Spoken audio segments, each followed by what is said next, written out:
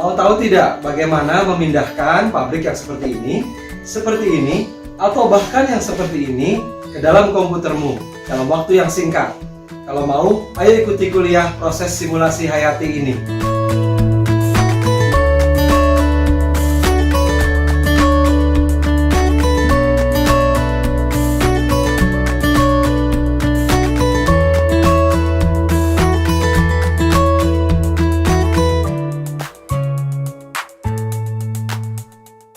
Assalamualaikum warahmatullahi wabarakatuh.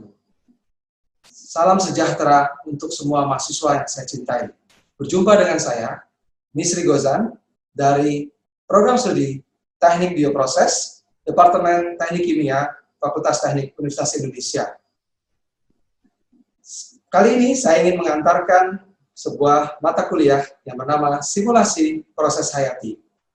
Pada dasarnya, seorang insinyur kimia diharapkan oleh Washington Accord mampu untuk memahami, mendesain komponen, sistem, dan atau juga suatu proses untuk memenuhi kebutuhan. Tentunya dalam batasan-batasan yang realistis, misalnya keterbatasan sumber daya ekonomi, faktor-faktor lingkungan, sosial, hukum, politik, kesehatan, keselamatan, keberlanjutan, dan mampu untuk mengenali atau memanfaatkan potensi sumber daya lokal maupun nasional dengan wawasan yang global. Simulasi proses pada hakikatnya adalah representasi model yang berbasis proses-proses teknik kimia, fisika, biologi, dan lain-lain. Juga unit operasi pada perangkat lunak. Di dalam kita melakukan simulasi suatu proses, kita harus memahami dasar-dasar yang kuat tentang sifat-sifat kimia, fisika, dari unsur-unsur murni maupun campurannya. Demikian juga pengetahuan mengenai sifat-sifat hayatinya. Reaksi-reaksi dan model matematik harus kita kuasai untuk memungkinkan kita melakukan perhitungan pada proses. Simulasi proses sangat diperlukan sebelum kita melangkah lebih lanjut ke perancangan pabrik kimia. Tentu, dengan melakukan simulasi proses tersebut, kita akan memperoleh keluaran berupa kelayakan atau studi kelayakan atau dikenal juga dengan feasibility study. Dalam feasibility study ini, terdiri dari penentuan kapasitas produksi, neraca massa, neraca energi, yang semuanya itu diperlukan dalam kita menentukan kelayakan ekonominya. Demikian juga dengan kita ingin melakukan simulasi untuk melakukan optimasi proses agar proses bisa berlangsung secara efektif dan efisien. Yang paling utama adalah kita ingin mendapatkan data-data, dimensi atau ukuran alat-alat serta juga material atau bahan-bahan dari peralatan tersebut yang nantinya akan digunakan, dan secara keseluruhan kita akan mampu mendapatkan atau melakukan perhitungan kelayakan keekonomiannya. Tujuan dari perkuliahan ini, Anda diharapkan akan mampu untuk menginterpretasikan lembar kerja suatu proses atau proses flowsheet ke dalam sistem komputasi. Anda juga diharapkan untuk mampu menganalisis terjadinya kesalahan-kesalahan di dalam suatu proses dan juga di dalam simulasinya.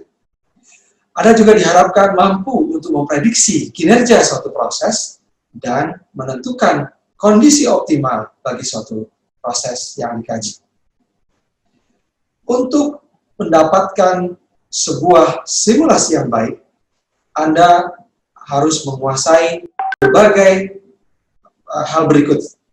Anda harus menguasai sedikit pengetahuan mengenai software atau perangkat lunak. Anda juga harus memiliki kemampuan untuk membaca data, mengumpulkan data, dan juga menggunakan data tersebut di dalam baik itu data primer maupun data-data sekunder. Anda juga harus memiliki pengetahuan yang cukup mengenai teknologi, proses, baik itu kimia maupun hayati. Seberapa besar kemampuan Anda dalam 3 hal ini akan menentukan seberapa handal Anda melakukan simulasi. Peran simulasi proses hayati di dalam suatu industri hayati sangatlah besar. Simulasi proses dapat mewakili seluruh proses yang ada pada industri di dalam sebuah komputer, dalam sebuah layar. Demikian juga, simulasi ini akan mampu melakukan perhitungan neraca massa dan energi, mampu memperkirakan ukuran peralatan, menghitung kebutuhan tenaga kerja dan utilitas sebagai fungsi waktu, memperkirakan waktu siklus proses, melakukan analisis biaya, dan mengkaji dampak lingkungannya. Dengan demikian, peran simulasi proses ini bisa juga di dalam perbaikan dan pendekatan proses dan pengembangan produk, serta perampingan operasi. Dan ini semua dapat memberi dampak besar terhadap kegiatan suatu industri. Untuk membantu Anda memahami apa yang telah saya sampaikan tadi, saya akan membuka sebuah program yang kita sebut sebagai Super Pro Designer, dan di sini ditampilkan di bawah layar Anda yang sudah saya install di komputer, yaitu sebuah program yang bernama Super Pro Designer. Kalau kita klik, dia akan menyajikan informasi mengenai software tersebut, sekaligus juga siapa pemilik dari softwarenya dan license-nya. Kini tampak sebuah menu dari Super Pro yang awalnya meminta kepada Anda apakah Anda akan membuka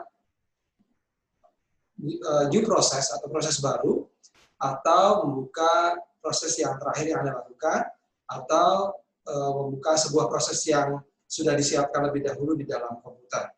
Pada kali ini, saya akan membuka sebuah proses yang saya sebut, yang sudah saya siapkan, yang bernama Proyek 1.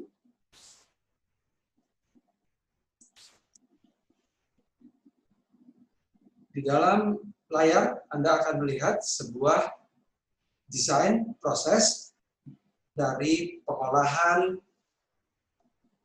tulang-tulang ikan menjadi produk bubuk ikan. Nah, di sini dimulai dengan shredding, lalu ada belt conveyor, dan ada blending atau storage, dan juga di sini ada penggilingan lebih halus lagi, lalu juga pengeringan dan pengepakan pada akhirnya. Tadi saya mengatakan bahwa Super Pro ini kita pilih dan dia mampu melakukan simulasi proses. Kita bisa lihat di sini salah satu perhitungan, misalnya Anda ingin menampilkan economic evaluation. Super Pro akan menampilkan lembaran laporan keekonomian dari pabrik bubuk ikan tadi yang sudah saya tampilkan, di mana di dalamnya ada lebih rinci lagi mengenai apakah itu return on investment, payback period, IRR, dan sebagainya yang sudah Anda pelajari dalam mata kuliah ekonomi teknik. Lebih rinci lagi ada rincian mengenai harga, jumlah, dan biaya semua yang diperlukan untuk alat-alat utama.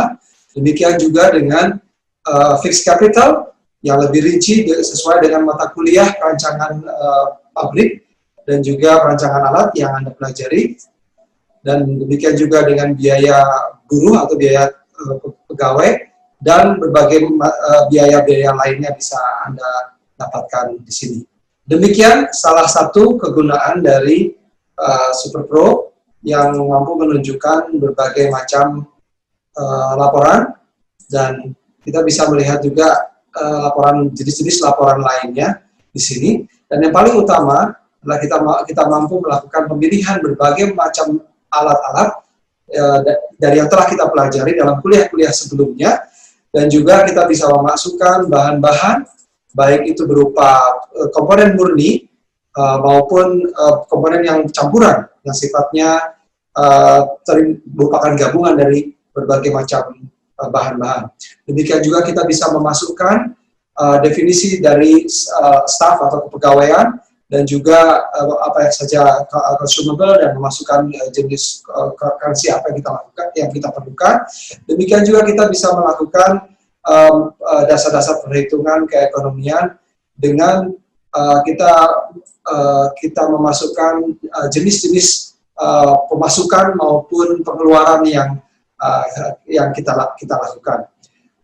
Demikian yang bisa saya sampaikan pada perkuliahan pertama ini. Semoga memberikan banyak semangat bagi Anda untuk memulai mempelajari simulasi proses dengan menggunakan perangkat lunak simulasi SuperPro Designer yang merupakan produk dari Intelligent Corporation. Sampai jumpa di pekan depan.